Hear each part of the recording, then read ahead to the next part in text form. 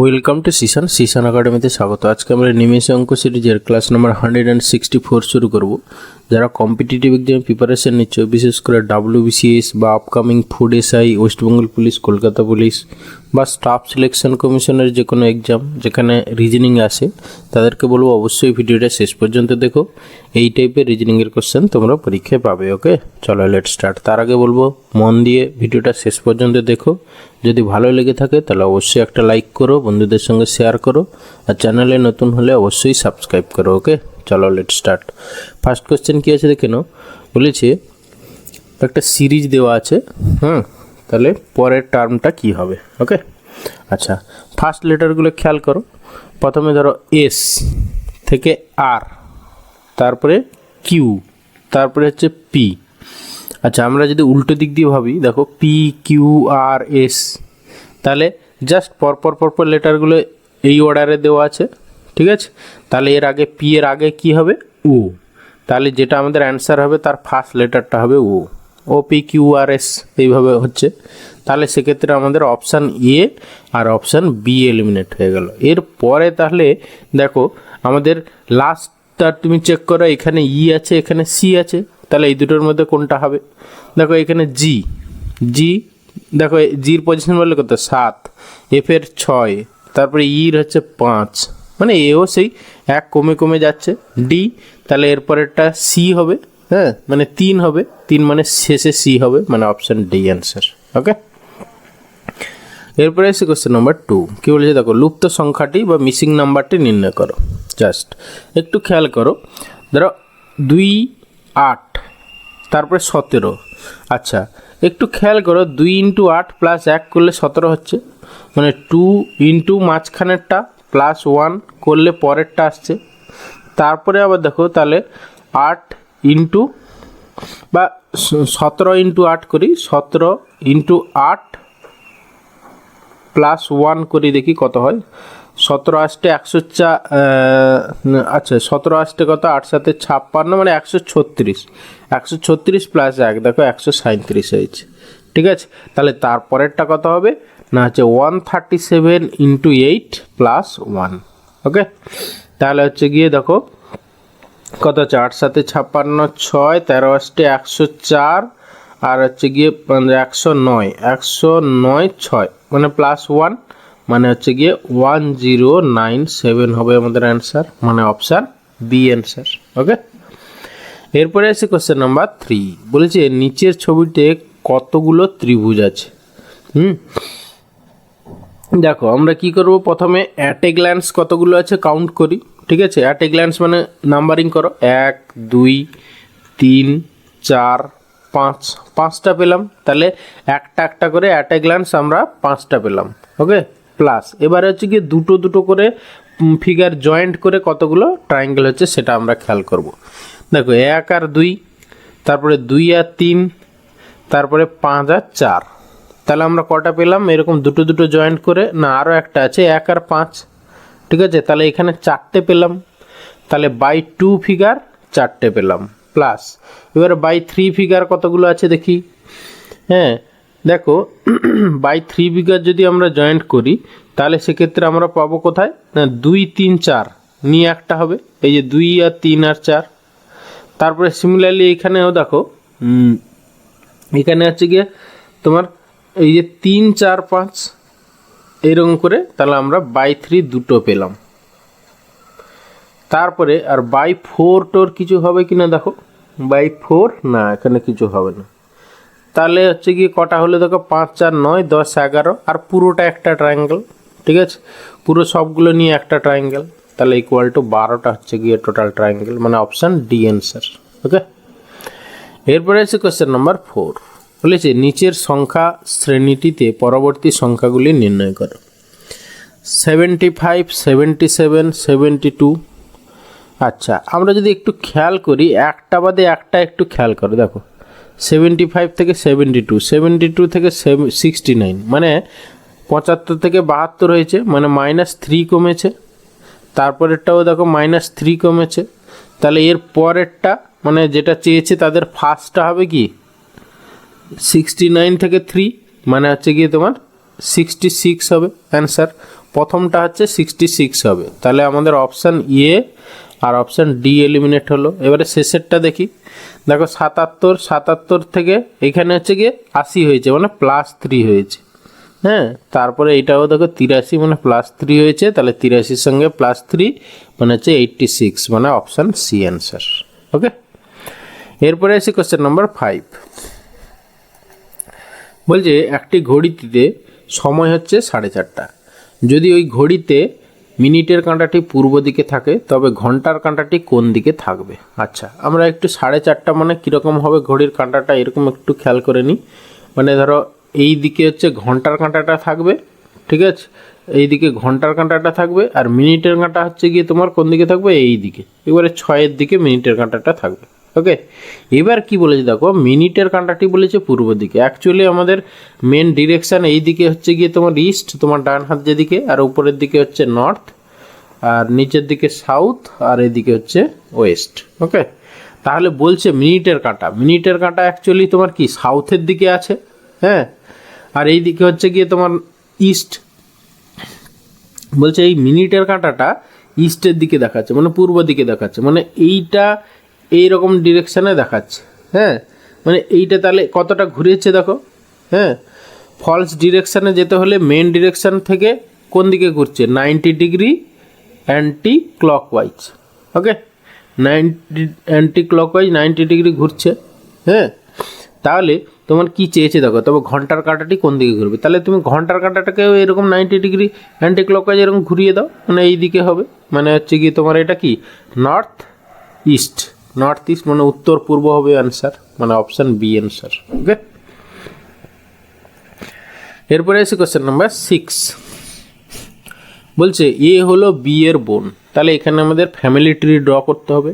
সেখানে আমরা কিছু সাইন ইউজ করব, কি plus sign within first bracket হচ্ছে male, minus sign within first bracket হচ্ছে গিয়ে ফিমেল, আর হচ্ছে গিয়ে হাজব্যান্ড ওয়াইফ কাপল যেটা, সেটা হচ্ছে গিয়ে প্লাস সাইন উইদিন সার্কেল, এটা হচ্ছে কি কাপেল। এই তিনটে সাইন আমরা ইউজ করব, আর আপার জেনারেশন উপরে লিখব, লোয়ার জেনারেশন নিচে লিখব। ওকে, তাহলে আমরা ফ্যামিলি ট্রি ড্র করি। বলেছি এ এবং বি হলো বোন, এ আর বি এরা হচ্ছে বোন, তাহলে এও নেগেটিভ আর এও নেগেটিভ হলো। বলছে এ হলো ডি এর মা, তাহলে ডি এর মা হচ্ছে এ। তারপরে কি বলেছে, বি এর একটি মেয়ে সি, যে কিনা এফ এর সাথে বিবাহ বন্ধনে আবদ্ধ। বি এর একটি মেয়ে যে কিনা এফ এর সঙ্গে বিবাহ বন্ধনে আবদ্ধ, তাহলে সি হচ্ছে বি এর মেয়ে। হ্যাঁ, সে হচ্ছে এফ এর সঙ্গে বিবাহ বন্ধনে আবদ্ধ, ঠিক আছে, তাহলে এফ হচ্ছে মেল। এরপরে কি বলছে, জি হলো এ এর স্বামী, ঠিক আছে। আচ্ছা, এ এর স্বামী হচ্ছে জি, ঠিক আছে, তাহলে এইখানে আমরা জি কে করে দিলাম, এ হচ্ছে গিয়ে পজিটিভ মেল আর এ হচ্ছে ফিমেল। ওকে, এবার বলছে বি এফ এর কে হয়, বি মানে প্রথম জন এফ এর কে হয়। দেখো বি হচ্ছে কি এফ এর কি হবে, মানে হচ্ছে শাশুড়ি হবে, কারণ এফ এর ওয়াইফের মা, মানে বি হচ্ছে এফ এর শাশুড়ি, মানে অপশান এ হবে অ্যান্সার। ওকে, এরপরে আছে কোশ্চেন নাম্বার 7।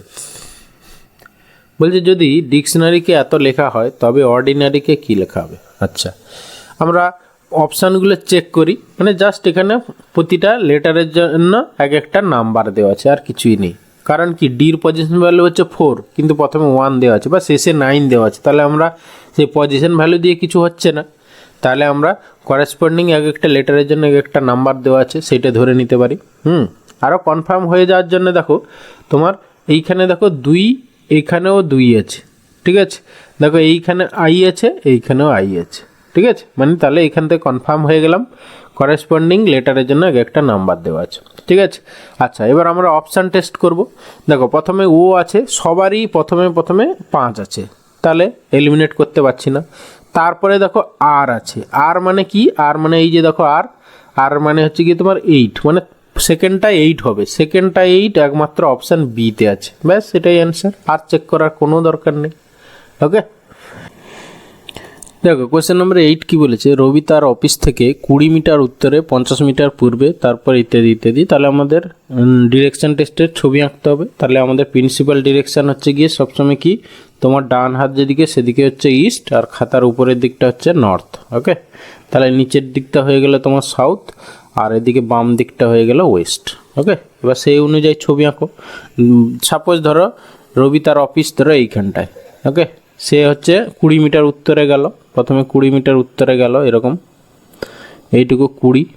তারপরে হচ্ছে কি 50 মিটার পূর্বে গেল, 50 মিটার পূর্বে মানে এই দিকে গেল এরকম করে 50 মিটার পূর্ব। তারপরে দেখো আবার 20 মিটার উত্তরে, আবার 20 মিটার এরকম উত্তরে গেল। তারপরে কি বলেছে, তারপর আবার 50 মিটার পশ্চিমে, মানে এই পয়েন্টে আবার এই স্ট্রেট লাইন বরাবর এইখানে চলে এলো। তারপরে কি বলেছে দেখো, সেই স্থান থেকে থেমে সে তার এক বন্ধুর বাড়িতে দেখা করতে যায়, সে আবার 30 মিটার পূর্বে। তাহলে এইখান থেকে আবার এদিকে ব্যাক করলো, ঠিক আছে, গিয়ে 30 মিটার গেল, মানে প্রথমে এসেছিল 50, তারপরে আবার গেল 30। ঠিক আছে, তাহলে তার বন্ধুর বাড়িতে পৌঁছালো। তাহলে রবির অফিস থেকে বন্ধুর বাড়ির দূরত্ব কত? তাহলে আমাদের এইটাকে স্ট্রেট লাইন বরাবর কানেক্ট করতে হবে, করে তাহলে এইটাকে একটা সমকোণী ত্রিভুজ ড্র করতে হবে। তাহলে এই যে সমকোণী ত্রিভুজটা এরকম করে পেলাম, তার হচ্ছে এইটা আমরা জানি এই দিকেরটা হচ্ছে গিয়ে 30, আর এই দিকেরটা দেখো 20, আর এইটা 20 হবে 40। ঠিক আছে, তাহলে এইটা 30 40, তাহলে এইটা অবভিয়াসলি 50 হবে। কারণ 3 4 যদি হয় 5, 3 4 5 ট্রিপলেট। ঠিক আছে, তাহলে এখানে 30 40, এটা 50 হবে। আর ডিরেকশনটা কোন দিকে? এই দিকে, মানে উত্তর পূর্ব, উত্তর পূর্ব মানে 50 মিটার উত্তর পূর্ব, মানে অপশান সি হবে অ্যান্সার। ওকে, এরপরে কোশ্চেন নম্বর 9 কি বলেছে দেখো, বলেছে একজন পুরুষ মানুষকে উদ্দেশ্য করে এক মহিলা বললেন, ওই ব্যক্তির মা আমার মায়ের একমাত্র মেয়ে, মহিলাটি পুরুষটির কে হন? এই টাইপের কোশ্চেন কনফিউশনের, অনেকে কনফিউজড হয়ে যায়। ঠিক আছে, বা পরীক্ষা হলে ঠান্ডা মাথায় করতে পারে না, ভুলভাল করে আসে। সেই জন্য আমি বলবো এর একটা নির্দিষ্ট নিয়ম আছে। নিয়মটা কি না, যে বলছে, ঠিক আছে, একদিন মহিলা বলছে, তাহলে মহিলার জায়গায় নিজেকে কল্পনা করে নিতে হবে। ওকে, এবার এইটাকে তোমাকে শেষ দিক থেকে প্রসিড করতে হবে, যেটা ইনভার্টেড কমার মধ্যে দেওয়া আছে, শেষ দিক থেকে ছোট ছোট করে প্রসিড করতে হবে। ঠিক আছে, তাহলে যে বলছে তাকে নিজেকে ধরে নাও তুমি একজন মহিলা।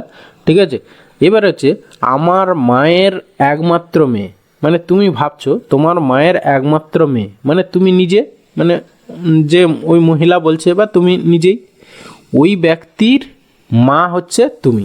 তাহলে কি, ওই যে মহিলা বলছে তার ছেলে হচ্ছে ওইটা। ঠিক আছে, তাহলে মহিলাটি পুরুষটির কে হন? তাহলে মা হবে, মানে অপশান বি হবে অ্যান্সার। ওকে, এরপরে আসি কোশ্চেন নম্বর 20, লাস্ট কোশ্চেন 10। বলেছে 25শে জানুয়ারি 2008 সোমবার হলে 2রা মার্চ 2008 কী বার হবে? প্রথমত আমাদের কি করতে হবে, এই টাইপের মানে মান্থের অড ডে বের করার নিয়মটা কি, মানে তুমি মাসগুলোকে পরপর লিখে যাও। এখানে কি প্রথমে আছে জানুয়ারি, তারপরে আছে গিয়ে ফেব্রুয়ারি, তারপরে আছে গিয়ে মার্চ। ওকে, এবার দেখো প্রথমটাই হচ্ছে রিমেইনিং ডে, প্রথম মাসের হচ্ছে রিমেইনিং ডে, মনে রাখবে রিমেইনিং ডে। আর লাস্ট মাসের হচ্ছে গিভেন ডে, গিভেন ডে। আর মাঝখানেরটা হচ্ছে অড ডে।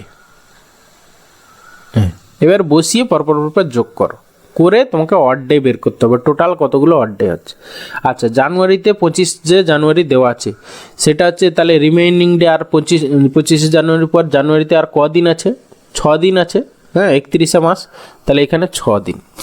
ফেব্রুয়ারি দেখো 28 দিন না 29 দিন, কারণ যেহেতু 2008 লিপ ইয়ার, তাহলে ফেব্রুয়ারিতে হচ্ছে গিয়ে তোমার 29 দিন।